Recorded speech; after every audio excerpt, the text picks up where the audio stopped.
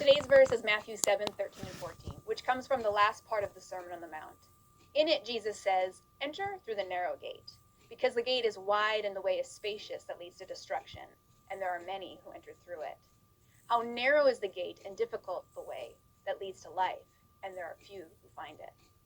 In verse 13, Jesus' command is short and to the point. Enter through the narrow gate.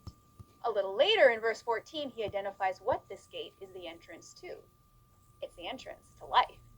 But before he reveals that, he gives the reason that he makes this command. He says, because the gate is wide and the way is spacious that leads to destruction, and there are many who enter through it.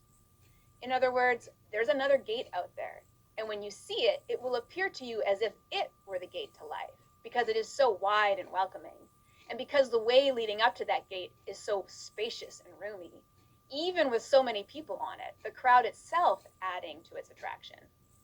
But Jesus says that wide gate, that broad way, and that bustling crowd, it leads to destruction. Jesus gives this command because he knows that when we see the narrow gate, we will likely be put off by it. And the way leading up to that gate will look difficult and constricting, even though only a few have chosen it, which itself lessens its appeal.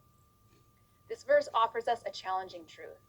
Our hearts are naturally drawn towards destruction, and our minds find it easy to rationalize that choice. But Jesus is very clear. The seemingly obvious choice does not lead to life. Today, be strengthened by the words of Jesus. Continue to choose the narrow gate. Jesus himself is that gate, and continue to choose the difficult way. Jesus himself is that way, who is leading us into the very presence of the Father and into abundant life. If you'd like to learn more about the historical background of Matthew's Gospel, please visit the Bible Affects YouVersion Connect page.